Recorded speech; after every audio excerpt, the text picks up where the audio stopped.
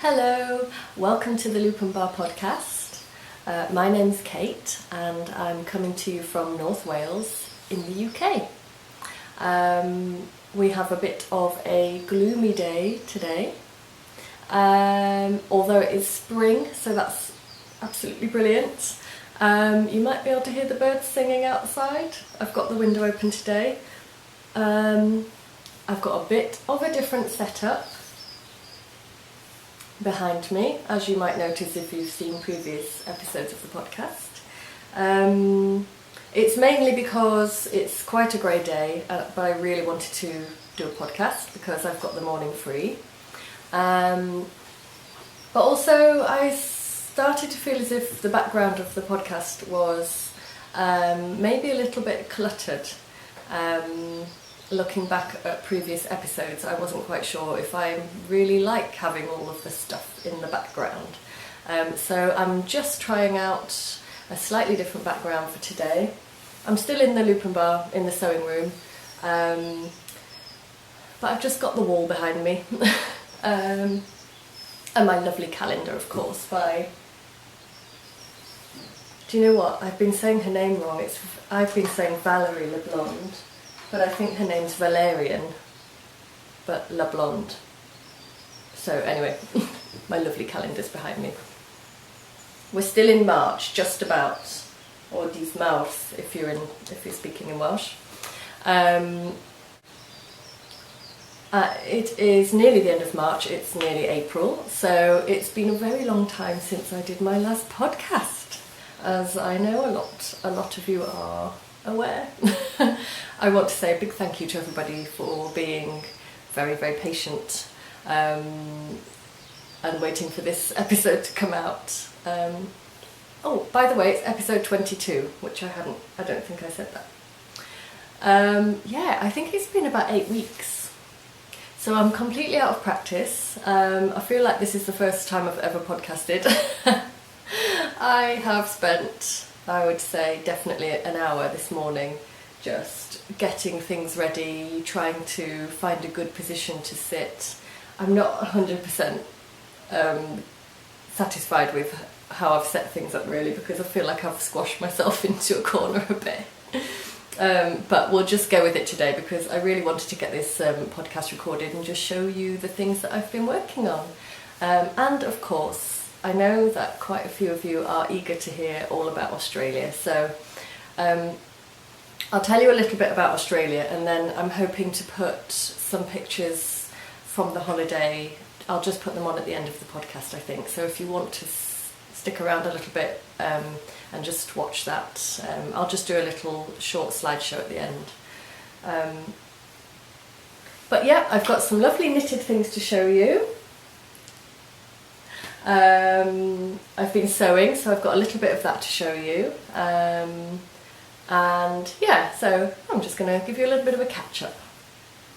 So basically, yeah, we went to, Avion and I went on holiday to Australia, if you don't know this already, for the whole of February. So we travelled, I think it was on the 1st of February, and we arrived in Melbourne. If you can hear a little clicky-clacky noise, that's Charlie just walked into the room and settled down on the rug. Oh, it's a shame you can't see her. She's going to have a little sleep on the rug. So, I was telling you about Australia. Yeah, we arrived in Melbourne and we had, I think, 3 nights in Melbourne.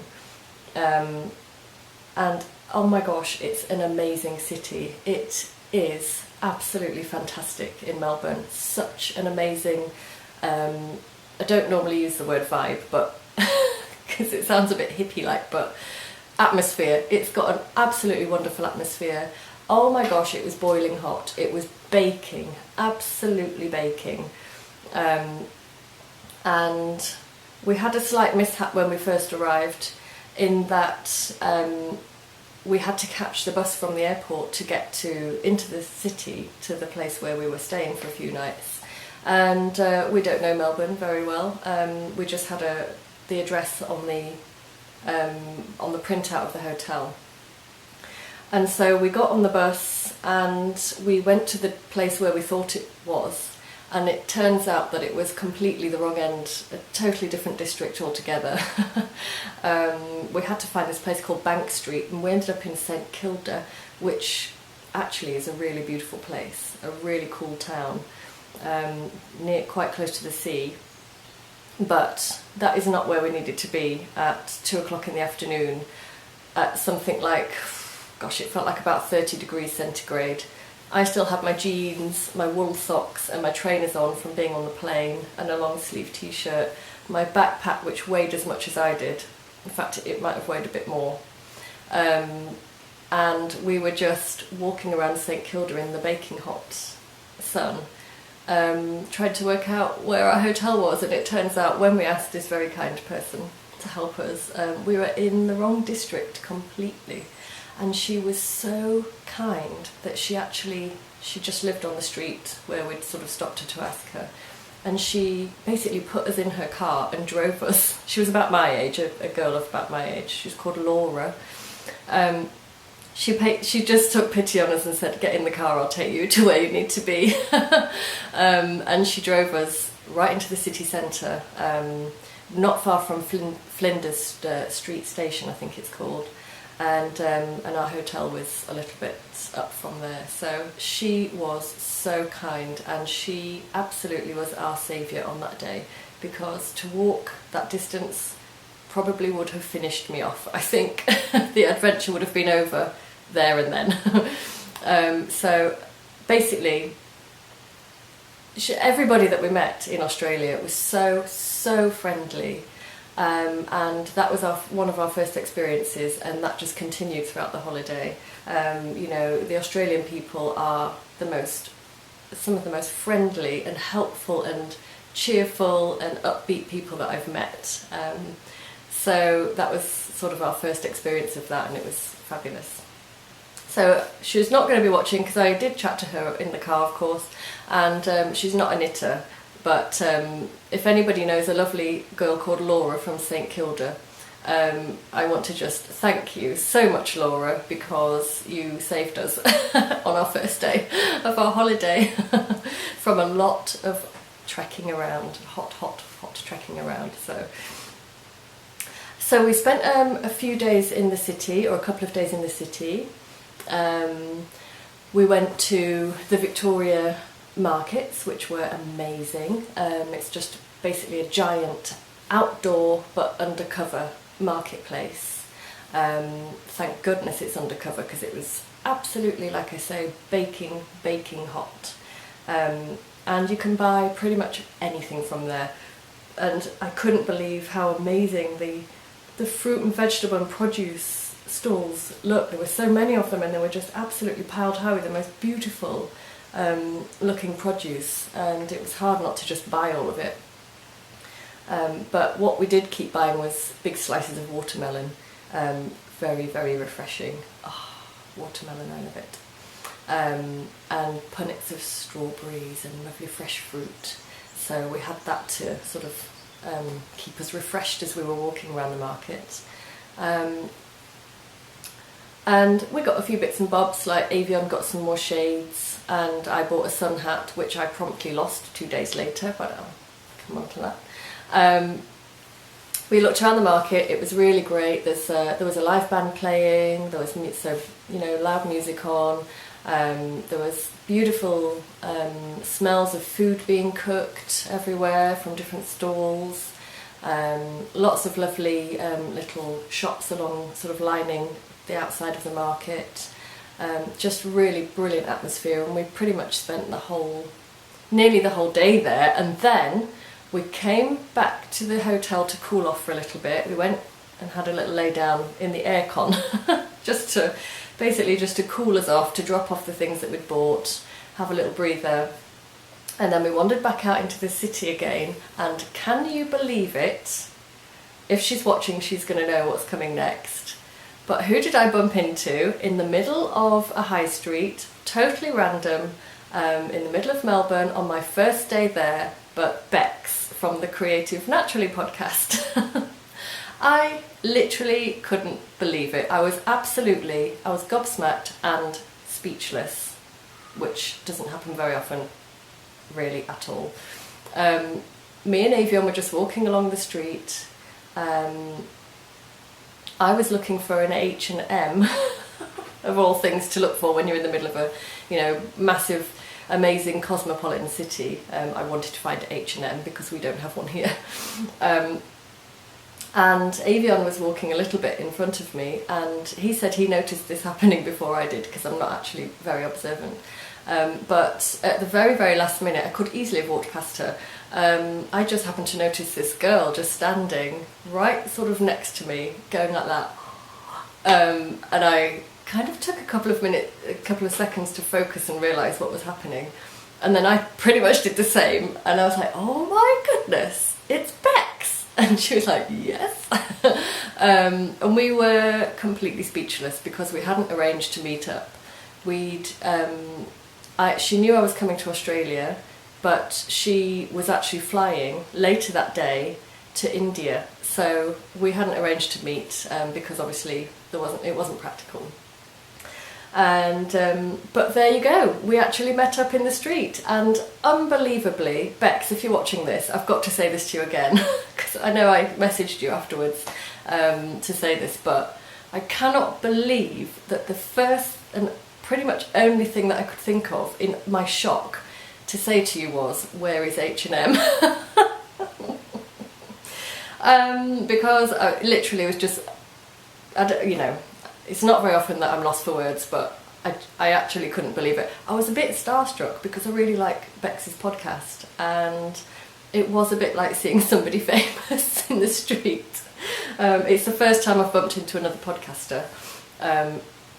First time I've met another podcaster, and so to bump into someone randomly like that, who you've just messaged and sort of said, oh shame, we won't meet, never mind, and there we were. We had a big hug. I asked where H&M was. So sorry, Bex. I should have actually said, do you have half an hour and we'll go and get a coffee? And I was kicking myself for the rest of the day that I didn't say that, because I'd love to have gone and got a coffee with you, Bex. But actually, I think you probably were quite busy, because I know you were going off to fly later on that day as well. So yeah, I was blown away by that. That was amazing. So we had a very quick and speechless kind of encounter in the middle of the high street in Melbourne. And then for the rest of the day, I just wandered around kind of going, oh, I wonder if I'll see Bex again. Just trying to look for her again. So I could see if you wanted to get a coffee, but never mind. Next time. And Bex is actually, I think, in the UK at the moment. So if you are anywhere near to me, Bex, by the time this podcast goes out and you're still in the UK, I've got a feeling your family are not too far from where I am. So if you do want to go for a coffee, just message me, and I would love to shout you a cup of coffee to make up for the H&M question. Yeah, and just to hang out a bit. So if you're still around in the UK, I hope you're having a lovely time, Bex. And yeah, if you do want to, you're probably busy seeing family and everything, but if you're close by and you fancy a coffee, absolutely no worries if not, but send me a message, and we'll see if we can meet up. If not, enjoy the rest of the UK, because it's lovely and it's springtime here at the moment, so I'm sure you're enjoying our lovely cool fresh air. Anyway, so that was that encounter. I'm going to skip over very quickly the Australian adventure, because otherwise that could be the whole of this podcast. And I've got loads of stuff to show you. But somebody else I met up with when I was in Australia, because what we did then, after our Melbourne adventure, we went to the botanical gardens the next day, which was absolutely amazing, and sort of satisfied my sort of gardening, passion, if you like. So we had a lovely day in the botanical gardens. And then the following day we picked up our camper van and spent most of the rest of the holiday, 3.5 weeks, driving around the state of Victoria, and it was amazing.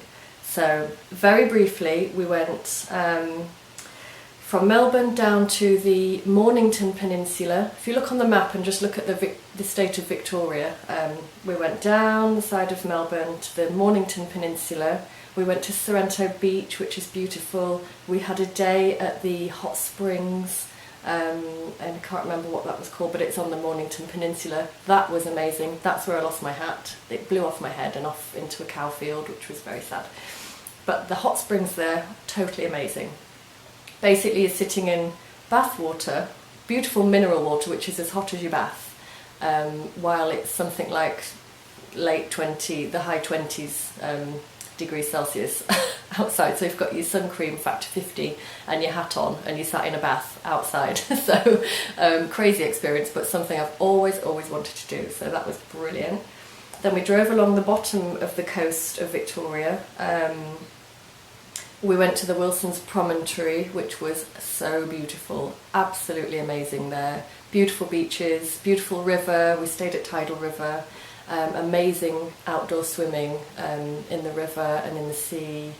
And then basically over the next 3 weeks we travelled along the coast and then up through the Alpine country. We went up the second highest mountain in Australia, Mount Feathertop. So that fulfilled Avion's sort of passion for mountains as well, which was good. And it made my legs wobbly, which was not so good, but we did it. And that was a total of 22 kilometres, that walk up and down. So I'm really proud of myself for doing that. And then up to the Murray River. We visited towns along there, Echuca, Mildura, as far as I can remember. We just stopped off for a couple of nights at each place, and they were really beautiful places. And then we drove back down, coming back down to the coast, to the south coast of Victoria again. We came down via the Grampians, which is another mountainous region, and really quite different to the Alpine region, I thought. Again, absolutely beautiful. We went up Mount William, I think it was called, which is another big high mountain. But to be fair, you drove quite far up, and then you probably only walked 1 or 2k. But the views were amazing, and it was a lovely walk. And then we came back down, and we went to stay with some friends in a place called Timboon. Well, near Timboon, that was the nearest town. I can't remember what their actual... it's rural because they're on a dairy farm, so we stayed on a dairy farm for a few nights with a family that Avion used to live with in his 20s when he lived in Australia. He lived there with the family and he worked for them. So that was really nice for him to see them again. And the boys, who were young when he was there, are grown up, and they've been to visit. 2 of them have been to visit us and work on the farm. And now, tomorrow, we have the 3rd arriving, who is the youngest son, Chris. So we're going to have an Australian in residence as from tomorrow for quite some time, quite a few weeks, because he's going to come and do some work on the farm while he's travelling in the UK. So that's something that's happening here at the moment too.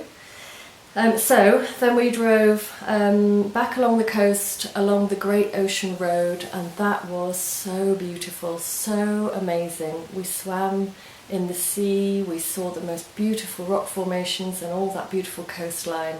It was just absolutely breathtaking. We stopped off a night here and a night there along the way, and we basically made our way back towards Melbourne.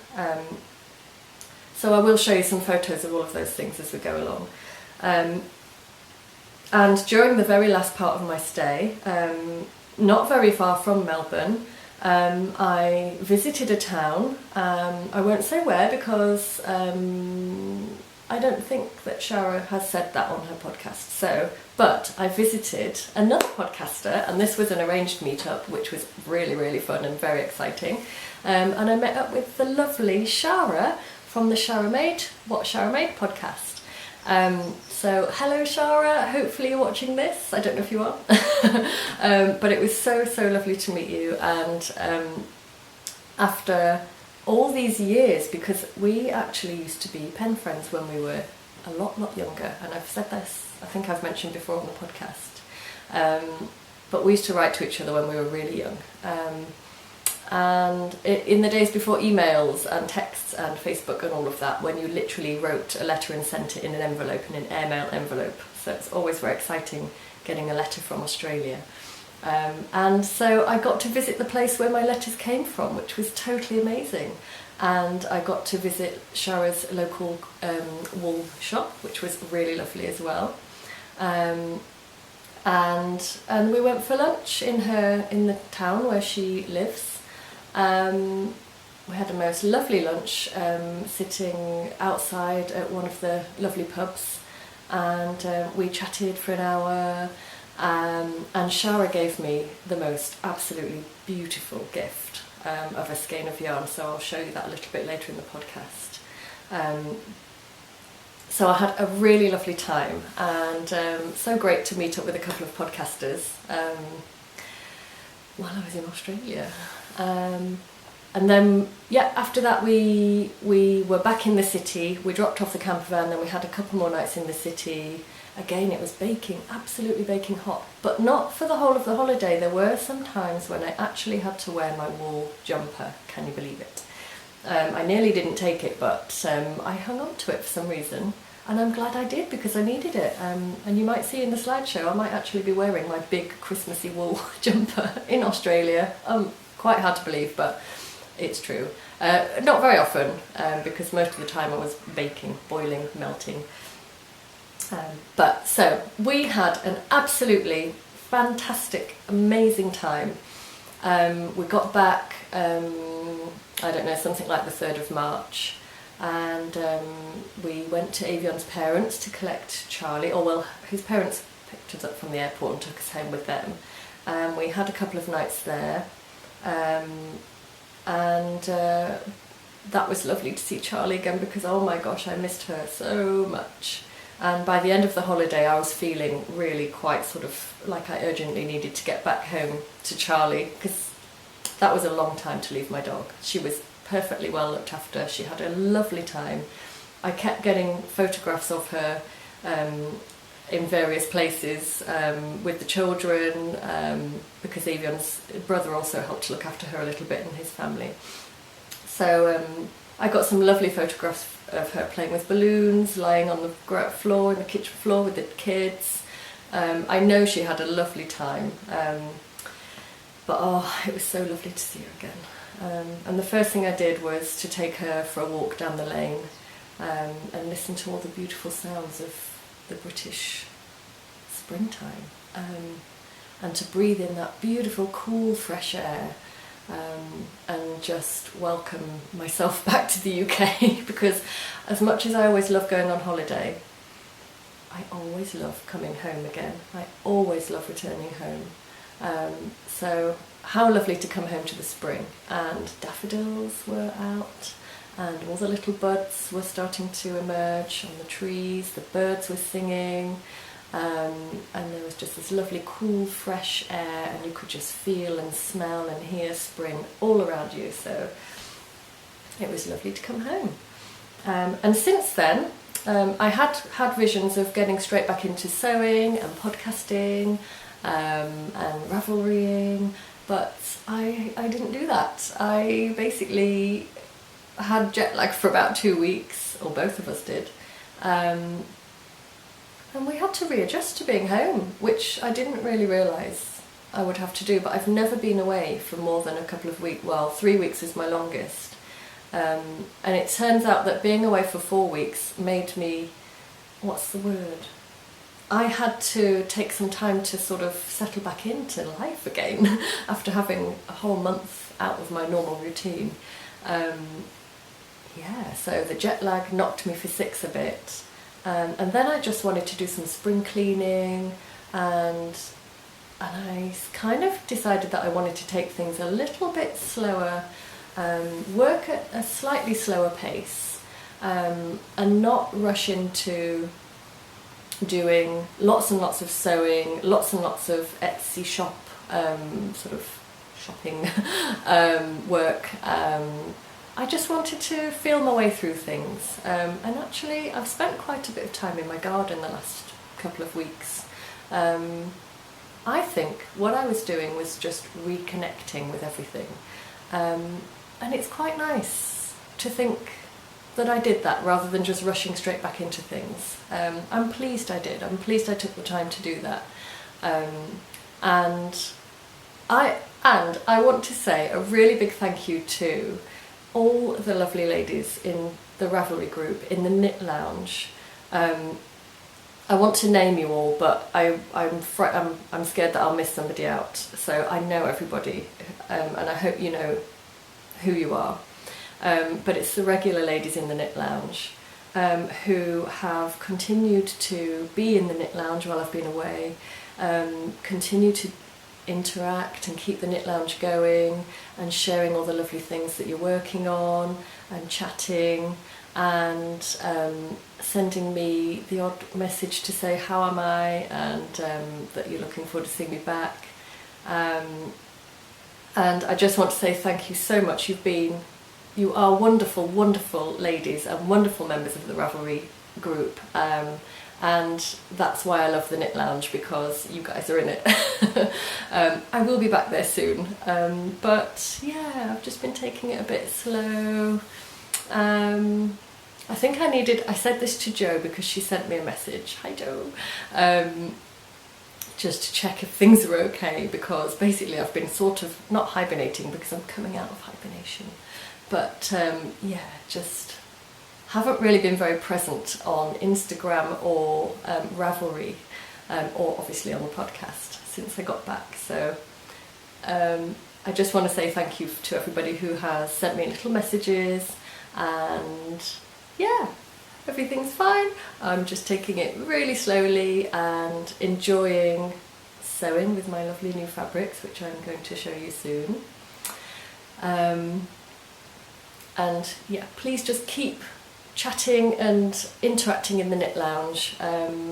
It's lovely to see that it all carries on without me, which is great, because yeah, of course it would, why wouldn't it? And I'll be back with you soon.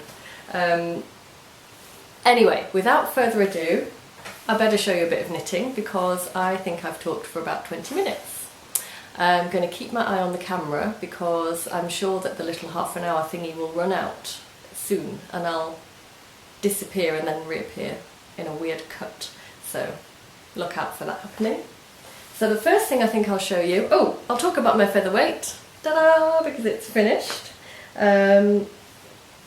Now, I'm not sure how well I can show you because I don't quite know, I haven't got the mirror behind the camera.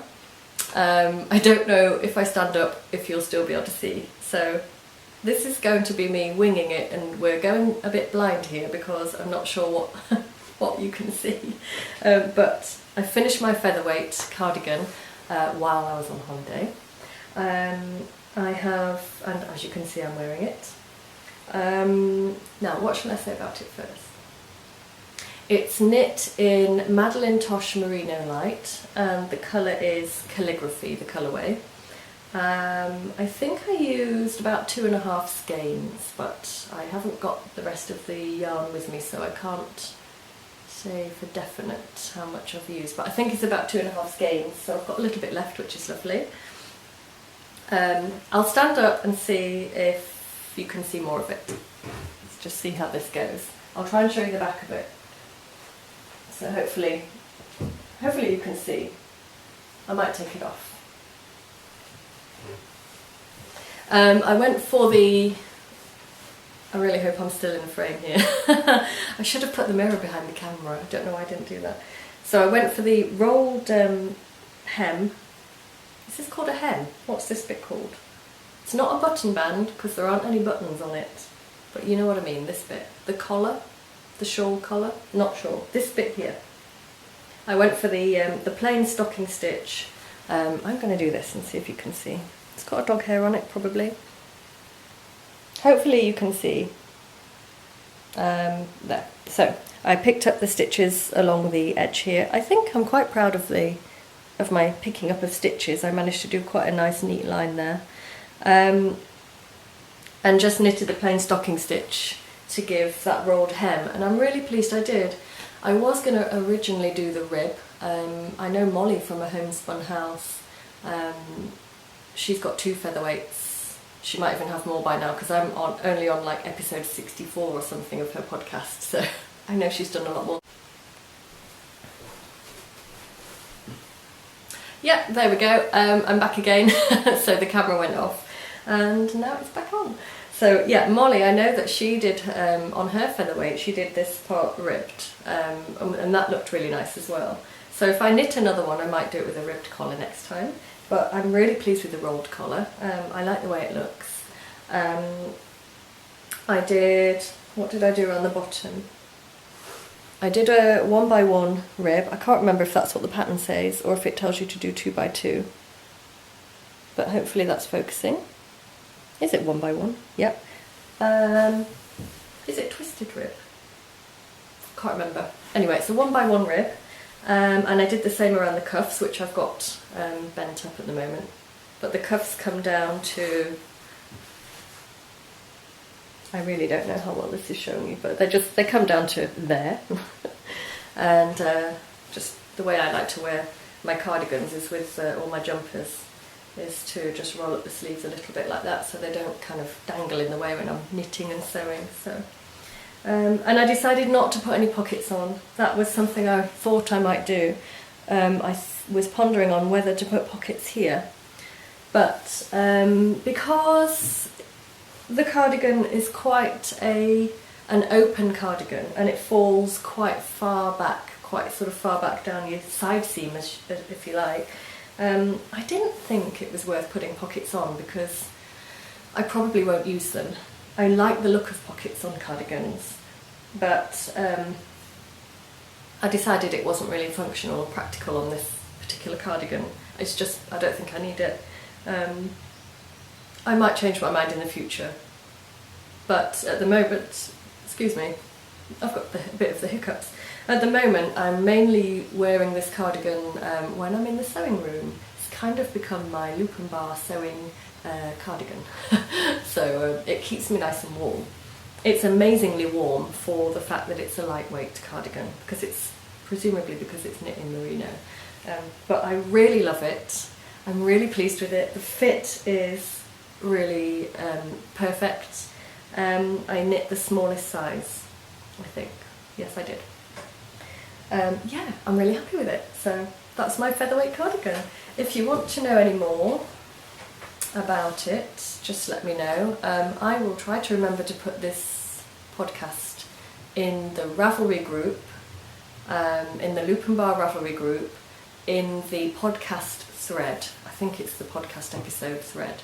They're all in the same thread and I just put the most recent one at the top. So that's the place to go if you want to ask anything about what I'm talking about, because I don't do show notes or anything. So yeah, occasionally I might put a link down there as well, but I'm not bothering with show notes. So if you want to ask anything, just ask me in the Ravelry group, or you can ask in the comments below if you're watching on YouTube. So that's my featherweight. Now, something that you didn't know I was doing, because I didn't know I was going to do it until the day I started packing, was I had all these grand visions that I was going to take all of my whips with me to Australia, and then when I started packing I realised that was ridiculous because they took up about half of my rucksack space. So I just thought, Kate, you can't take all of that knitting with you, you're going to be travelling around Australia. So I took the featherweight because I wanted to finish it, and then I picked one more thing to take with me, which was none of the things that I showed you or told you about. And so I didn't take the crochet project for the plane in the end. I didn't take any of the other whips, which would have been sensible, but I took a completely new project to start. But they're finished, and they turned out to be the perfect thing to take with you when you're travelling, because it's a small portable project. And they were socks.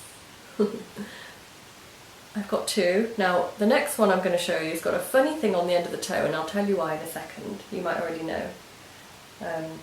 So hopefully, I haven't worn these yet. I just steam blocked them this morning. And yeah, they're odd, as you can see. I'll tell you why in a minute. So these are my Hermione's Everyday Socks. It took me ages to work out which pattern I wanted to use.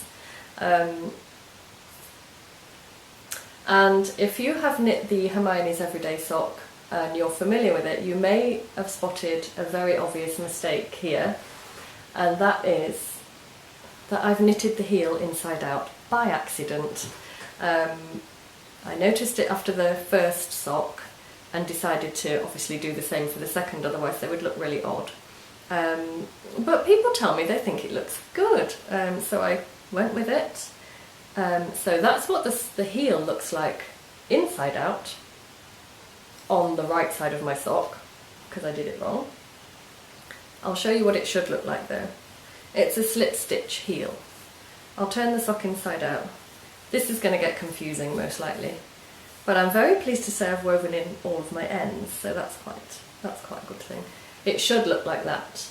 So you should see the stocking stitch side of the heel on the outside of the sock. So next time I knit the Hermione's Everyday Socks, which I definitely will again because I really, really love this pattern, I am definitely going to knit the heel the correct way round. But I'm happy with them. I think they're lovely. I think they're beautiful, actually. Lovely doesn't cover it.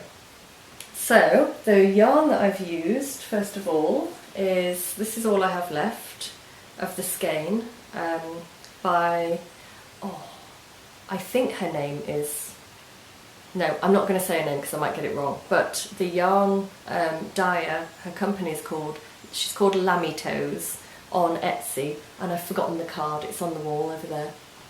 Just ask if you want to know. There's the yarn, what I've got left of the yarn. It's really beautiful. It's absolutely the most beautiful yarn. I think I have showed it on the podcast quite a long time ago. I bought this skein for myself for my birthday last year, and I've been waiting for a really, really special thing to make with it. And I think I picked the perfect project because the colours look so beautiful.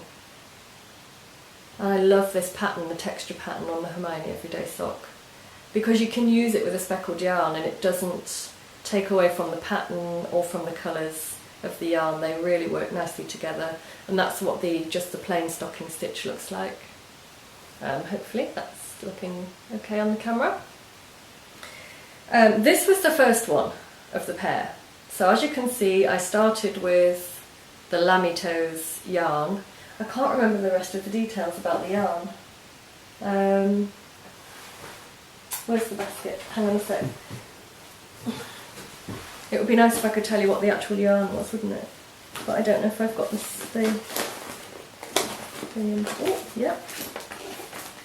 I have.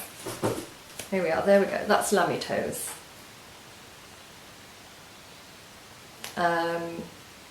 So she's lammytoesshop.etsy.com.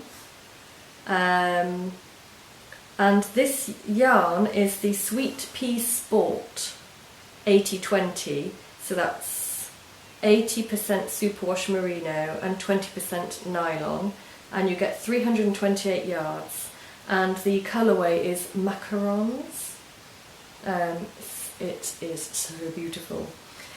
So I started, the full intention was to knit both socks just fully in that yarn, but as I got to this part of the sock, I started to get really scared that I wasn't going to have enough yarn to do the whole of the pair of socks.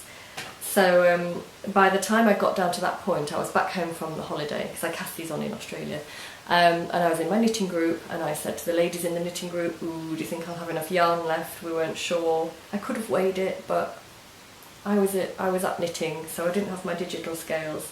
And I took the plunge and I thought, you know what, I'll just buy a contrasting yarn and do contrasting toes and cuffs. But of course I'd already knit the cuff because it's top down in this Lammy Toes. But I thought, never mind, it doesn't matter if they don't match completely. I quite like sort of oddish socks. So it was kind of unplanned but sort of planned that they were going to look a bit odd. And they're a bit odd anyway because the heel's inside out, so they're my perfectly imperfect, that's what I'm calling them, Hermione's Everyday Socks. So the yarn, the orangey sort of pink contrasting yarn that I've used for the toes and one of the cuffs is this yarn, and it's a Stylecraft yarn, and it was just what, where's the card for it? I got the card ready for it. It's called Stylecraft Head Over Heels, and it is 75% superwash wool and 25% nylon, and it's really beautiful. And I've got my eye on another ball of this because there's a really lovely colourway that's sort of blues and pinks and oranges as well, and I think I want socks out of that too. And the best thing is, I think I could probably get a pair of socks out of this, what's left over, a full pair of socks, or keep it for the contrasting toes and heels of other socks. Don't know yet. But I'm quite enjoying the fact that I think I'm going to build up a bit of a sock yarn stash, because I haven't really got a sock yarn stash. So I'll give you a better look at that. Again, that's that yarn, and as you can see, it's one of those sort of do you call this a gradient yarn? Yeah, it's got different colours going through it. Beautiful, beautiful, lovely, bright colours, very soft and lovely to knit with. Slightly finer gauge than the lammy toes, but it's worked out perfectly well. And you might be wondering what this thing is on the top of one of my socks. I've left it on purposefully to show you on the podcast. I googled, no I didn't Google, I looked on YouTube for techniques to do with grafting, because it was a top-down sock. I wanted to know if there was a really good technique for grafting the toes, because I'm not very good at doing that. Grafting. This is my first really serious pair of socks that I've knit, by the way. I've knit a couple of pairs before, but they're very wonky. One of them's longer than the other, they're a bit different shapes to each other, they're nothing that I would, that I wear them, but these are my neatest and best pair of socks that I've knit, so I'm considering them to be my first proper pair really. So I wanted to get them right. So I looked up on YouTube techniques for grafting, and I found this technique using something called a sock toe chimney. So this little grey thing here that I've knitted in a totally contrasting yarn does not stay on the sock. It's an extra bit added on. And what you do is, as you can see, I've grafted this toe already. So this had one on as well. This had the sock toe chimney too. So when you get to the part where you would normally graft your stitches, you put on a contrasting yarn and you knit, I don't know, an inch or so, and you make yourself a little chimney. And then you cast it off, and then you tuck the chimney in. If you want to know this technique, just either go into YouTube and look up sock toe chimney, or ask me and I'll link it to you, because there's a really nice tutorial to show you how to do it. So you fold the chimney in like that. You've got to use a contrasting yarn, that's really important. And then on the tutorial she will show you how to then graft your stitches really neatly. And then once you've grafted your stitches in the colour of the yarn that is your toe, you've got a lovely neat invisible graft, and then once it's all secure, you undo this and you just pull out the chimney bit, so you don't have that funny chimney bit sticking in your sock. So I just left that on purposefully to show you that, because that's a technique that it's a new technique to me, and so I thought I'd give it a go for this sock, and I think it works really well. I'm quite proud. I'm quite pleased with how my sock turned out, my grafting. I need a bit more practice to get it really neat, but I think it's quite neat for me. So now that I've shown you those, I can graft that toe and I can wear my socks. I'm so excited. So those are my Hermione's Everyday perfectly imperfect socks. Sisters not twins, as I've heard other podcasters say, and I totally love them. So I can wear those now. I'm really pleased about that. What else can I show you? Oh, I was sent something really beautiful. Now then, let me get the card so I can get the... Oh, actually it's in here. Deborah from the... well, she's Indigo Chicken Dolls. She says here at Indigo Chicken Dolls. Is that Instagram? I'm not sure, but her podcast is Meanwhile at the Castle, and it's her and her sister who do a knitting podcast and crafting as well. So Deborah from the Meanwhile at the Castle podcast very kindly asked me for my address because she said she had watched one of my podcast episodes and was inspired to send me something, and I can't believe how beautiful it is. So when I came back from Australia, this was waiting for me, and what a lovely package at my door. It's so pretty, and it's handmade by Deborah, and it's a little cottage notions pouch. So it zips up at the side there, and it's got the cutest little heart charm on it. I mean, it's got birds on it. I can see why Deborah, thank you so much for this. It's really, really beautiful, and I can see why you wanted to send it, because I've got my little cottages, and I think because I'd showed my cottages on my calendar as well, but also the birds. And I think if you've watched a few of my episodes, you know how much I love watching the birds outside, the little garden birds. So that was really beautiful. And I don't know if you've bought one of my Loop and Bar bags, you'll know that I put on a lot of them, you get a little heart sewn onto the drawstrings.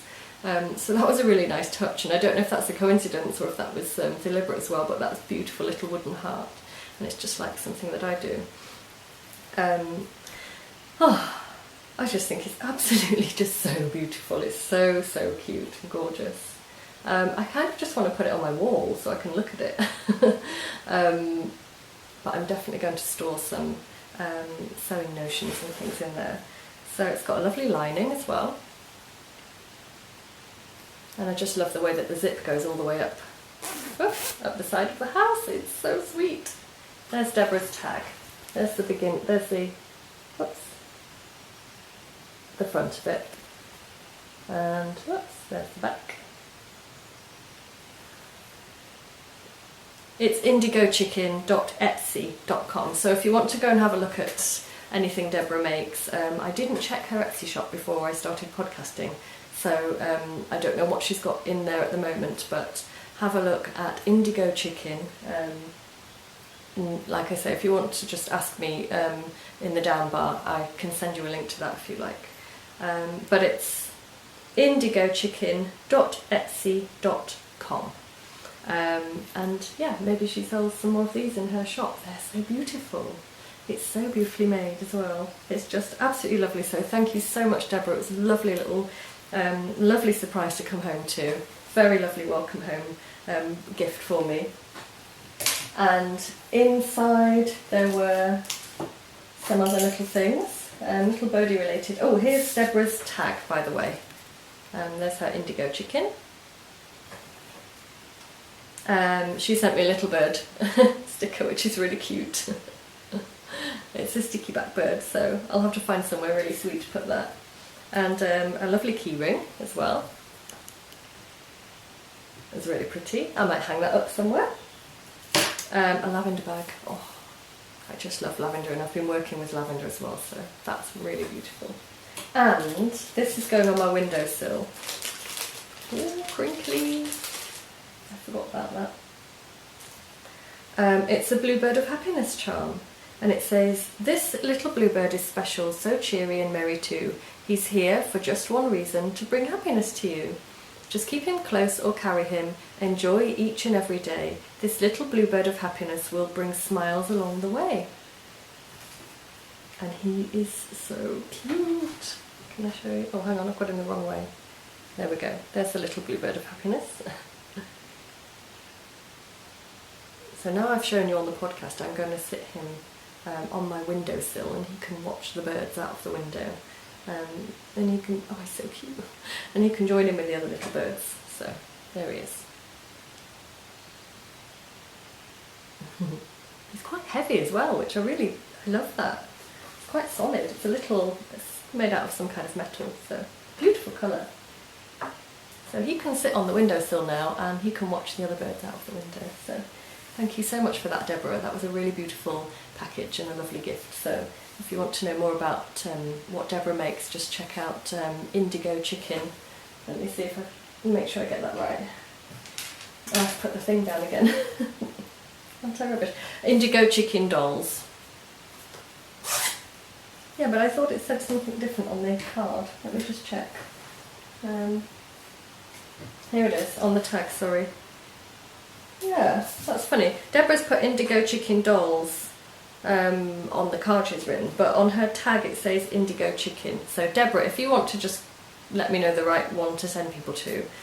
Or if we just go by the tag, it says indigochicken.etsy.com. So if you Google that, I'm sure you'll get to the right place. I'll see if I can find a link if anybody wants it. So, the other thing that I had waiting for me when I got home was I won a skein of yarn in a giveaway, which I didn't even know I'd entered. So a long time ago, I took part in a CAL called the Be Kind Shawl CAL, or the Be Kind CAL, and I'm still knitting on the Be Kind shawl, which I do still absolutely love. I haven't touched it for a while because I've been in Australia and knitting on the other things, but it's something I'm looking forward to picking up again soon. But being in the CAL automatically entered me into a giveaway, which I hadn't realised. And so I got this lovely surprise message from the lovely Jess. Jess Gore. She's Jess Gore on Ravelry, and I think she's part of the Sweater Collective. When I looked up Jess Gore on Ravelry, the designs come under the Sweater Collective, so if you look up Jess Gore on Ravelry, you'll see some of her the lovely designs that they've got on there. And the yarn comes from, it was Jess that sent me the yarn, so thank you so much, Jess. It's beautiful. I absolutely love it. And it's sock, well, is it sock yarn? Yes, it is. It's sock yarn, so I can make another pair of socks, which is very exciting because I think I've got the sock bug now. And the skein is from a hand dyer called, it's an Australian skein, which was funny because I was in Australia at the time and it was being sent to my house in the UK. And it's by Circus Tonic Handmade, so this is the skein that I won. Do it that way. Oh, no, because that's funny for you because you can't see the label then. So there's the label, and I really hope you can see it. Like I say, I'm really sorry if I'm showing you things and they're not actually on the screen because I can't see what I'm showing you. I haven't put the mirror behind the camera, which is very silly of me. It's the most beautiful, beautiful colourway. I really, really love it. And the colourway, the name is Acacia Buxifolia, which is really, really fitting because if you have watched previous episodes of the podcast, you might know that I'm doing a gardening course with the Royal Horticultural Society because it's one of my other passions, gardening. So on a Monday I go and do that in Nantwich, all the way in England. And we have to learn lots of Latin plant names and we get tested on them every week. So, do you know what I meant to do? I meant to Google which one this is, Acacia buxifolia. It must be an acacia, but I don't actually know what that looks like. I'll have a look at that afterwards, so I'll have learned a new plant name. So, thank you to Jess for sending me that, and I think her name is, I don't know the name of the lady that does the dyeing. I want to say Hannah, because I looked it up before, but I didn't write it down, which is not very organised of me.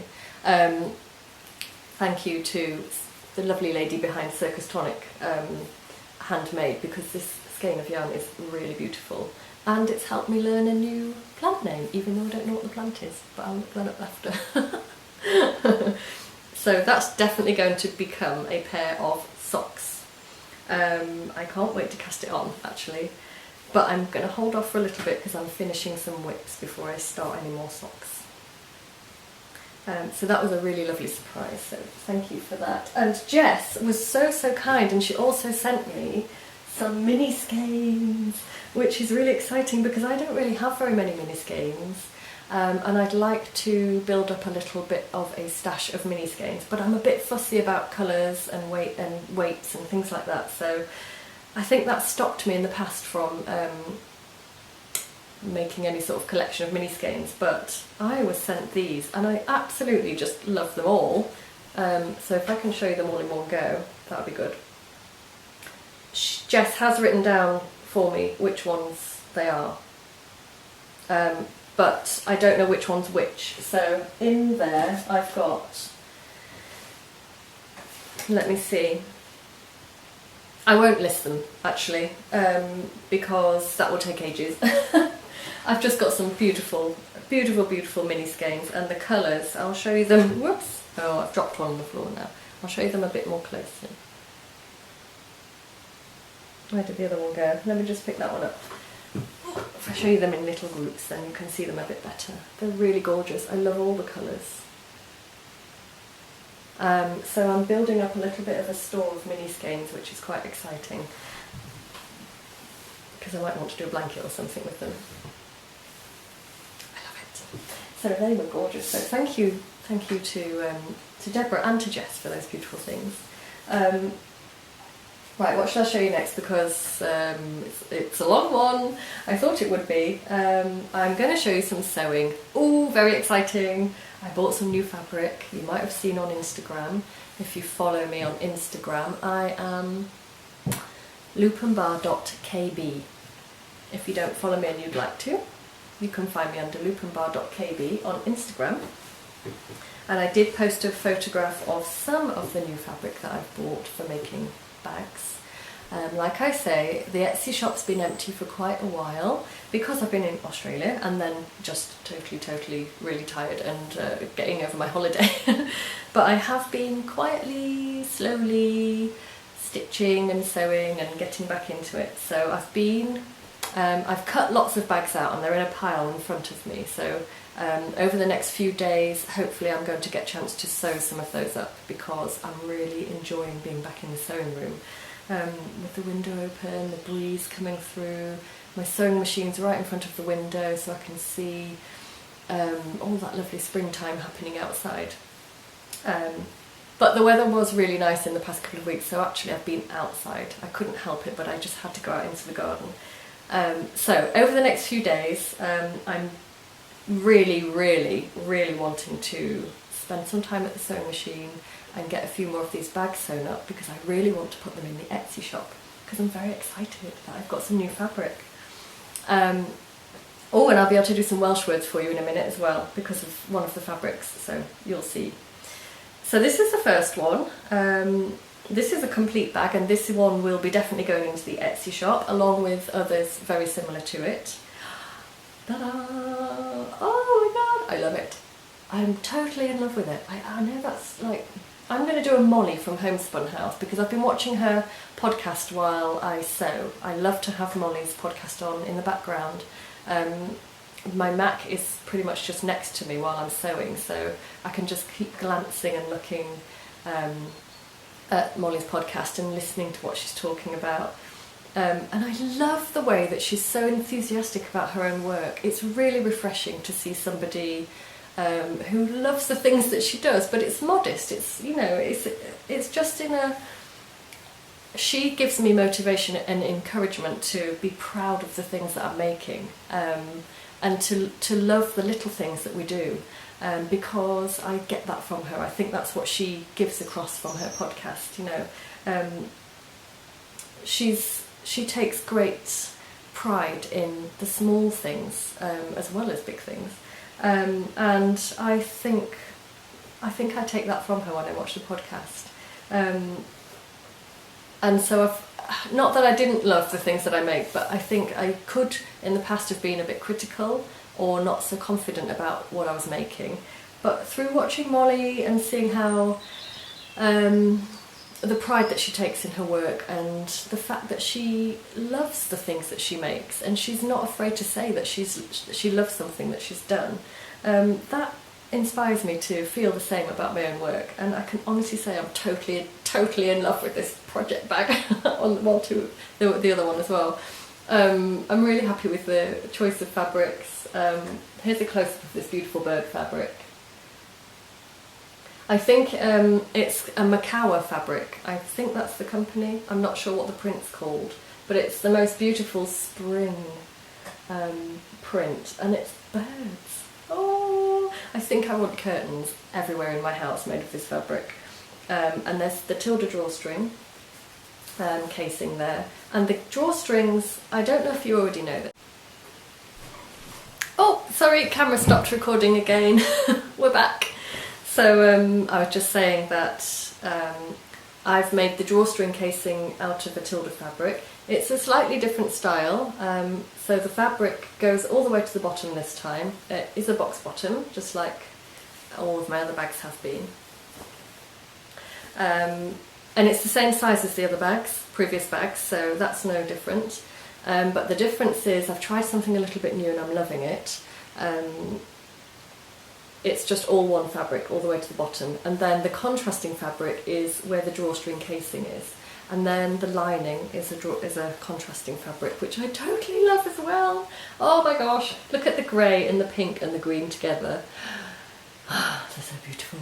And then each bag has, most of my bags have got, they'll either be tied with a little knot here, or they'll have this little wooden heart button.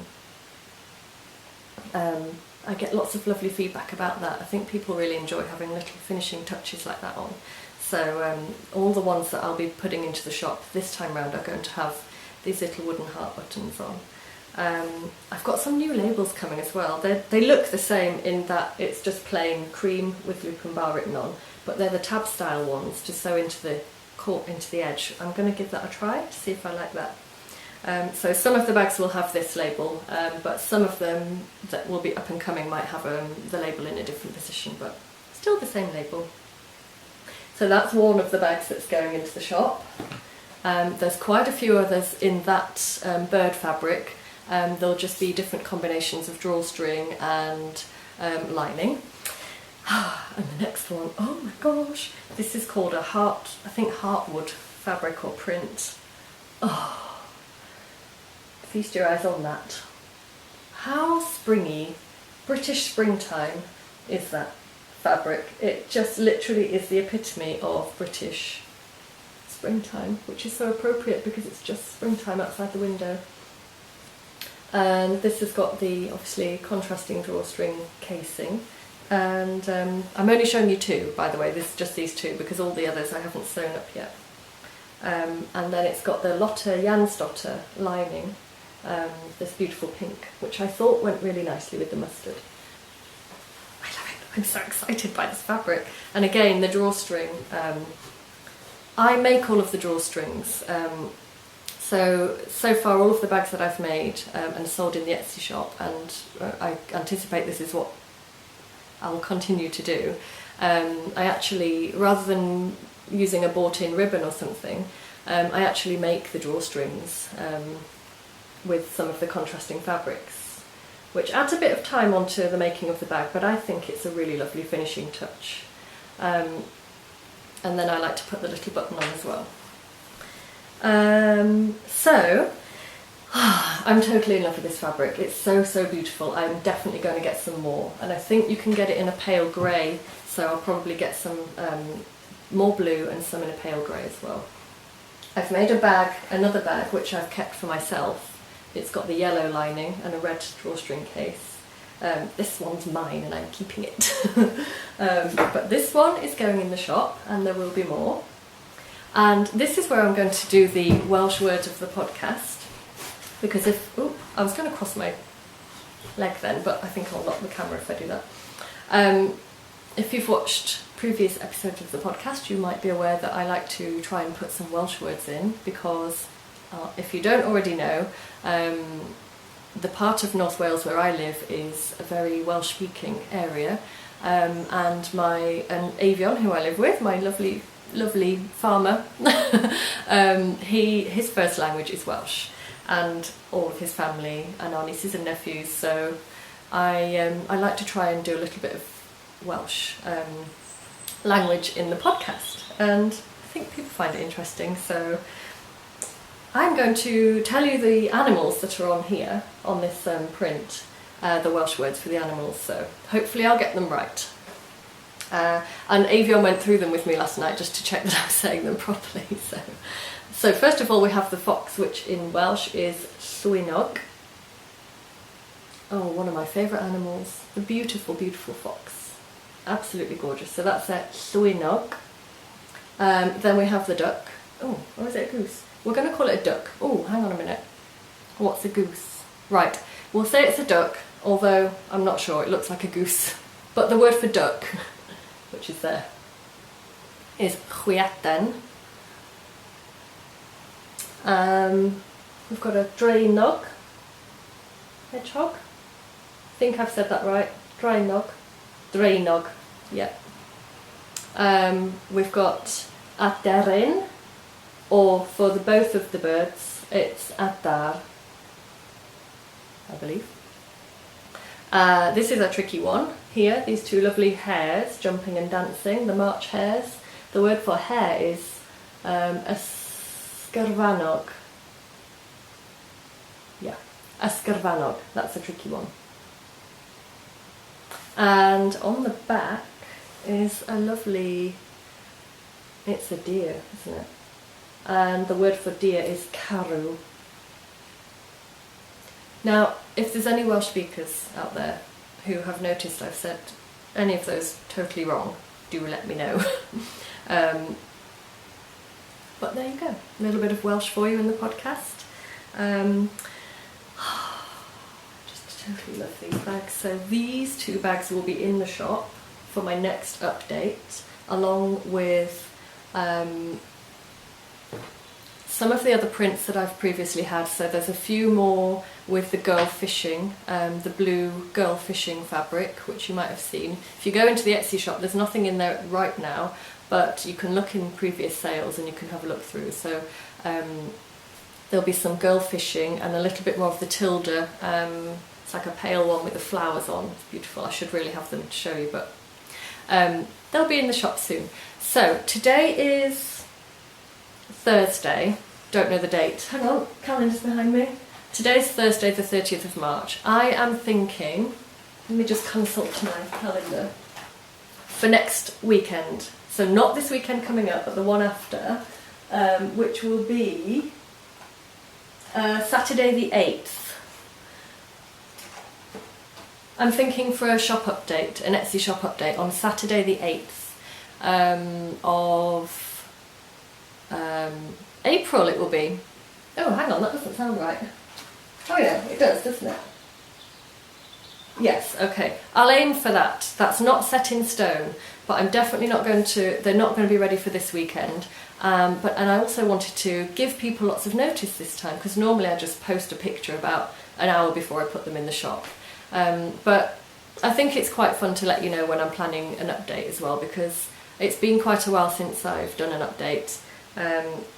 It's been a while since I've been that present on Instagram, and so I think if I give people, perhaps over the next few days, I might put a few posts on Instagram just to remind you or let other people know if you've not seen the podcast or if you don't watch the podcast, in which case you wouldn't have heard me just say that. So over the next week I will be sewing up those bags. I'll be putting a few little posts on Instagram. I'll definitely confirm the date of the update. I might even say a time. It'll be a British summertime time. I'm not sure yet. It depends on how much I can get done, because I've still got to do it all around work and we've got our guest arriving. And also I'm just trying to not rush. I'm trying to do things relaxed and really enjoy everything I'm doing instead of trying to rush from one thing to another. So, but I'm hoping, because I feel quite excited about getting them out there, sharing that lovely fabric.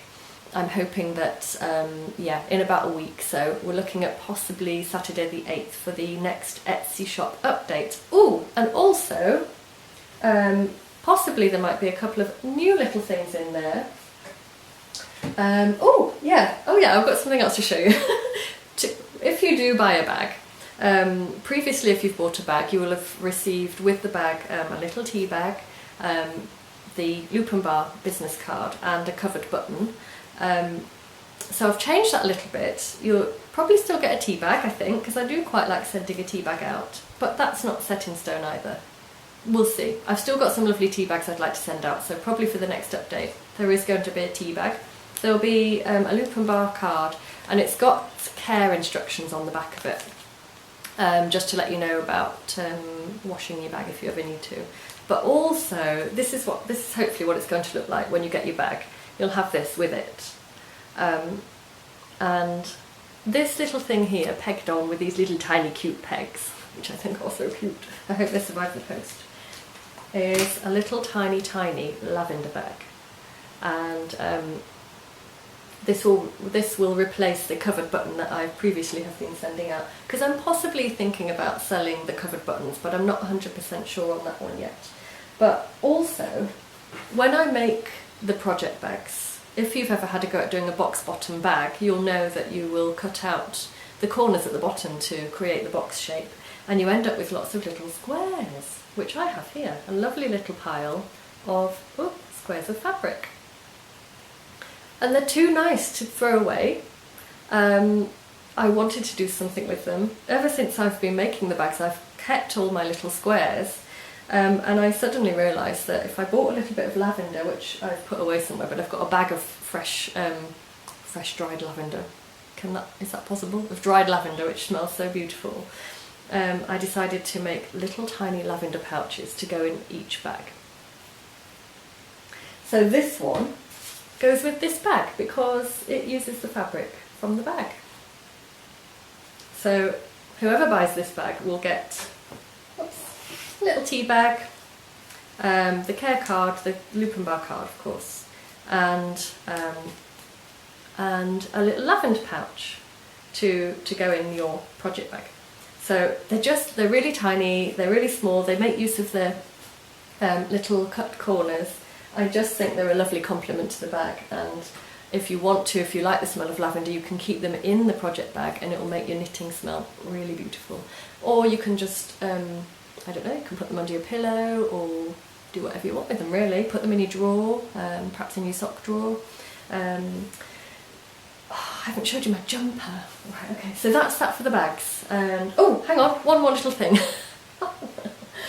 Something else that I think is going to go in the shop, because I totally love these. And again, it's a way of using up the little tiny scraps of fabric. They're so beautiful, I just don't want to put them in the bin, but they're so small as well. I decided to make some little tiny pin cushions. So this is mine, I've made this one for myself. And this has got a tiny magnet in the back, which I'm not going to be able to demonstrate to you because I haven't got anything metal here. But my Singer sewing machine that I use, my grand's old sewing machine, has a metal casing. And so when I have got a pin cushion that's on my desk, but often I'm moving around the sewing room, I need my pin cushion to be in like 4 different places all at once. So it's really handy when you're sewing and you're taking pins out as you sew. If I've left my pin cushion at the other end of the sewing room, I've got this just attached, it's just magneted onto the sewing machine, and I just put the pins in there, and I've got my little needle in there as well. So I thought I'd make some of those for the shop. They'll just be a little tiny accessory that you can buy as an extra. So here's one that I've done. I've only done one so far, but here's one of them.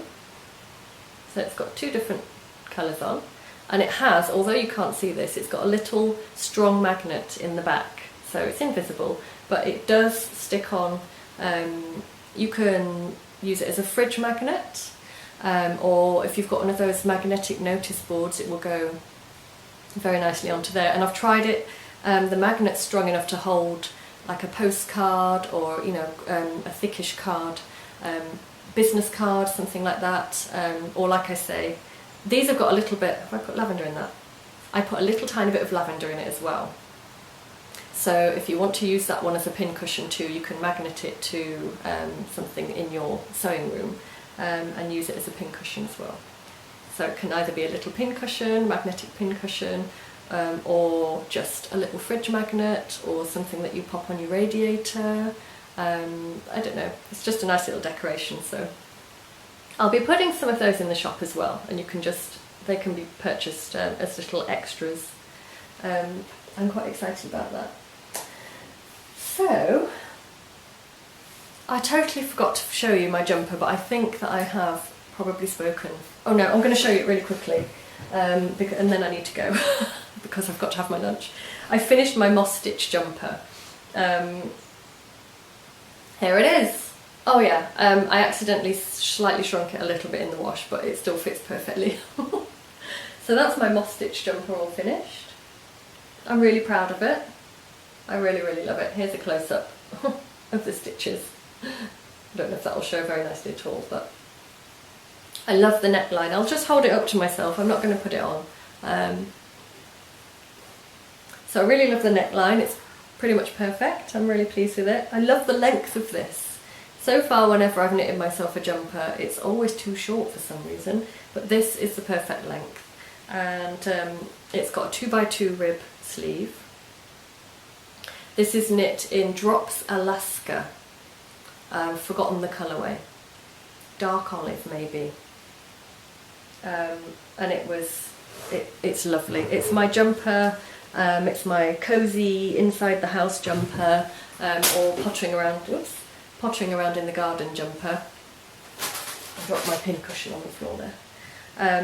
And it's really, really cosy, and I do still need it because it's spring, we're still having some chilly days, we've still got the fire on in the evening, so this is perfect to wear actually, and it fits nicely over another jumper as well. So it's a double moss stitch, and this is one that I made up myself, but I used the formula for improvising a top-down jumper from the Fringe Association blog website. So if you'd like to know how to do that, let me know and I can send you a link to that. Basically you take your own measurements, choose the stitch pattern that you're going to work in, and then she gives you the formula of how to improvise your own top-down jumper that fits you, and it works really well.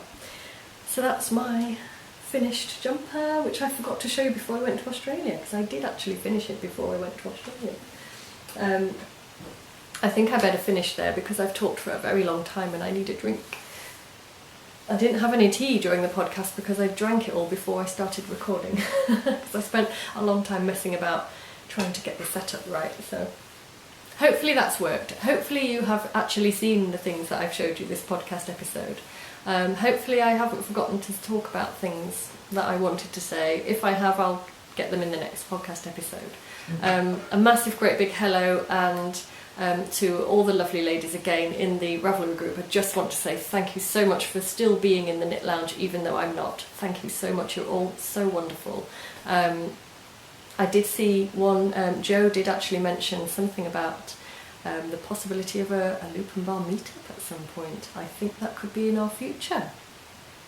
Maybe a trip to Blacker Yarns. This is what I'm thinking. I've been thinking it for quite a while. Somewhere down the line, maybe we could do that. There are a few of us who are in quite a sort of a similar-ish kind of, I'm not, okay, but if I went down south, we'd be so near to each other, kind of. I think it's possible. I think it could be feasible, so perhaps that's something exciting that we could maybe think about further down the line in the summer. But anyway, big hello and thank you to all of those lovely people in the Knit Lounge who keep it going. Please carry on being in there. Please excuse my awful absence. I do still think about you all every day, I promise. But I'm going to concentrate on trying to get these bags sewn up for the Etsy shop. And then I'll be back, hopefully in the Knit Lounge properly soon. So, thank you to everybody for watching. I hope you all have a very lovely week, and I hope to see you again very soon, a lot sooner than the last episode, which is about 8 weeks away, so which was 8 weeks ago. Yeah, so thank you for watching, and have a lovely week. Hope you fill it with lots of lovely knitting, and hopefully you'll have some lovely sunshine. And I'll see you for the next episode.